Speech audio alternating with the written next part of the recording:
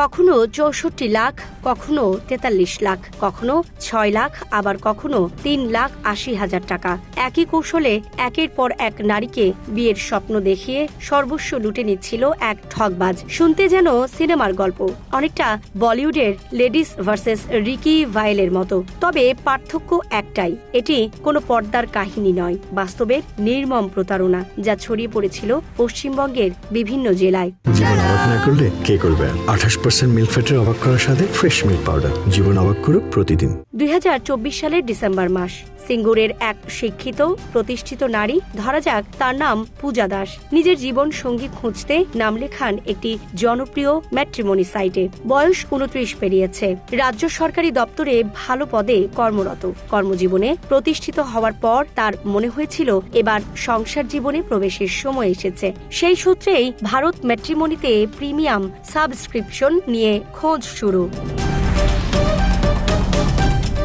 এই সময় তার সঙ্গে পরিচয় হয় অনুপম রায় নামের এক যুবকের। প্রথম দেখাতেই আকর্ষণীয় সুদর্শন চেহারা, পরিপাটি কথা, ভদ্র ব্যবহার। কথাবার্তার মধ্যেই সে জানায় বর্ধমানে তার একটি রাইস মিল আছে, অর্থনৈতিকভাবে সচ্ছল, তবে জীবনে একা, বাবা মা কেউ নেই। এই একাকিত্বের গল্পই ধীরে ধীরে জায়গা করে নেয় পূজার পরিবারেও। প্রথমে ম্যাট্রিমনি সাইটের কথাবার্তা শুরু হলেও খুব দ্রুত তা গড়ায় হোয়াটসঅ্যাপে। সেখানে নিয়মিত চ্যাট, অডিও কল সবই চলতে থাকে। তবে একটি বিষয় ছিল চোখে পড়ার মতো, অনুপম কখনো ভিডিও কলে আসতো না।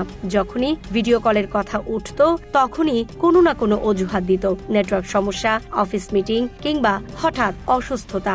অথচ নিজের দৈনন্দিন জীবনের নানা ছবি সে পাঠাতো পূজাকে, যা দেখে সন্দেহের তেমন কোনো কারণ খুঁজে পাননি তারা। ধীরে ধীরে অনুপম শুধু পূজার কাছেই নয়, তার মা ও দিদিমার কাছেও আপন হয়ে ওঠে। সে নিজের একাকিত্ব, দুঃখ কষ্টের গল্প শোনাতো। এই পৃথিবীতে আমার কেউ নেই, এই আবেগ ঘন সংলাপে জয় করে নেয় পুরো পরিবারকে। পূজার মা পর্যন্ত ভাবতে শুরু করেন এই ছেলেটি তার মেয়ের জন্য উপযুক্ত। এরপরই শুরু হয় প্রতারণার মূল খেলা। 2025 সালের জানুয়ারি মাসে একদিন হঠাৎ অনুপম জানায় তার রাইস মিলে আয়কর দপ্তরের হানা পড়েছে। কাগজপত্রের জটিলতায় তার ব্যক্তিগত ব্যাংক অ্যাকাউন্ট ফ্রিজ হয়ে গেছে, অথচ জরুরি ভিত্তিতে তার দরকার 9 লাখ টাকা। পরিস্থিতি এমন ভাবে উপস্থাপন করা হয় যেন এই টাকা না পেলে সে বড় বিপদে পড়ে যাবে। এই মুহূর্তেই আবেগের কাছে হার মানে যুক্তি। হবু স্বামী বিপদে, এই বিশ্বাসে পূজা তার মা ও দিদিমার সঙ্গে আলোচনা করে দ্রুত সিদ্ধান্ত নেন। একদিনের মধ্যে নির্দিষ্ট একটি ব্যাংক অ্যাকাউন্টে 9 লাখ টাকা পাঠিয়ে দেওয়া হয়। কয়েকদিন পর অনুপম একটি ব্যাংক ডিপোজিট স্লিপ পাঠায় হোয়াটসঅ্যাপে। সেখানে ব্যাংকের সিলমোহর, ম্যানেজারের সই সবই ছিল। জানানো হয় টাকা ফেরত পাঠানো হয়েছে এবং খুব শিগগিরই তা পূজার অ্যাকাউন্টে পৌঁছে যাবে। কিন্তু বাস্তবে সেই টাকা আর ফেরত আসেনি, কারণ পুরো স্লিপটাই ছিল জাল।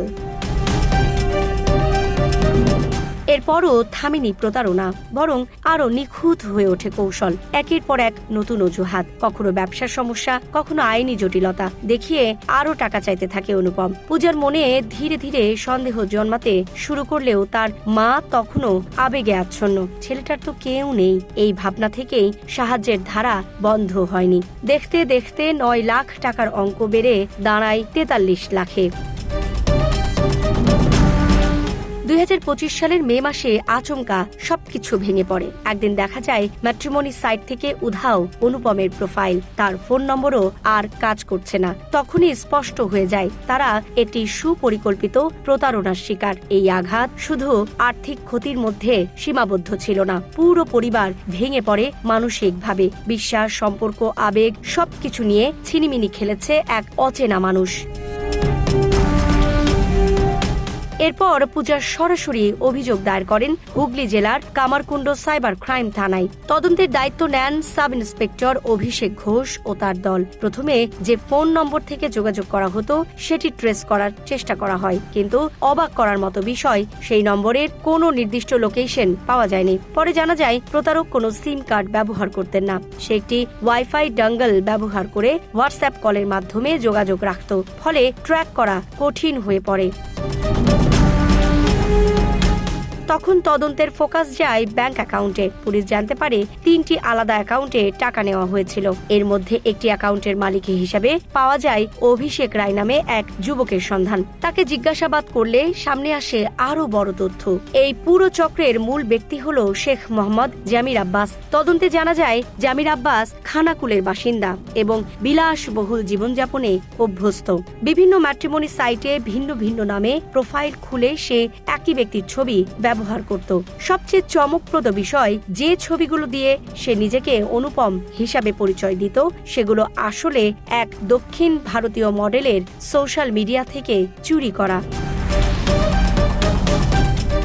জামিরের লক্ষ্য ছিল বিশেষভাবে নির্দিষ্ট 28 বছরের বেশি বয়সী, শিক্ষিত, আর্থিকভাবে সচ্ছল এবং বিয়ের জন্য আগ্রহী নারীরা। তাদের সঙ্গে ধীরে ধীরে সম্পর্ক তৈরি করে আবেগের জায়গা দখল করে তারপর কোনো এক জরুরি পরিস্থিতির অজুহাতে টাকা হাতিয়ে নেওয়া, এই ছিল তার কৌশল। পুলিশ জামিরের মোবাইল ফোন ঘেঁটে এখন পর্যন্ত 20 জনেরও বেশি ভিকটিমের খোঁজ পেয়েছে। কারো কাছ থেকে 64 লাখ, কারো কাছ থেকে 43 লাখ, কারোর কাছ থেকে 6 লাখ, আবার কারো কাছ থেকে 3,80,000 টাকা নেওয়া হয়েছে। মোট প্রতারণার পরিমাণ ইতোমধ্যেই 3 কোটি টাকার বেশি। এই ঘটনায় দেখা যায় বর্ধমানের এক নারীর পরিবার 44 লাখ টাকা এবং 18 ভরি সোনা পর্যন্ত তুলে দেয় জামিরের হাতে। সেই টাকা জোগাড় করতে গিয়ে পরিবারের সদস্যদের সম্পত্তি পর্যন্ত বিক্রি করতে হয়েছে। জামির একা ছিল না, তার একটি সংগঠিত চক্র ছিল, যারা কখনো রাইস মিলের ম্যানেজার, কখনো কর্মচারী সেজে টাকা বা সোনা সংগ্রহ করত।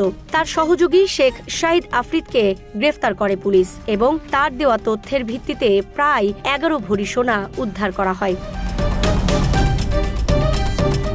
অবশেষে পুলিশের হাতে আসে একটি গুরুত্বপূর্ণ সূত্র, একটি ফোন নম্বর যা জামির খুব অল্প সময়ের জন্য ব্যবহার করত। দীর্ঘদিন অপেক্ষার পর সেই নম্বর সক্রিয় হলে লোকেশন ট্র্যাক করে পুলিশ পৌঁছে যায় পূর্ব মেদিনীপুরের মন্দারমণিতে। সেখানে সাধারণ পর্যটক সেজে একটি বিলাসবহুল রিসোর্টে অভিযান চালিয়ে গ্রেফতার করা হয় জামির আব্বাসকে।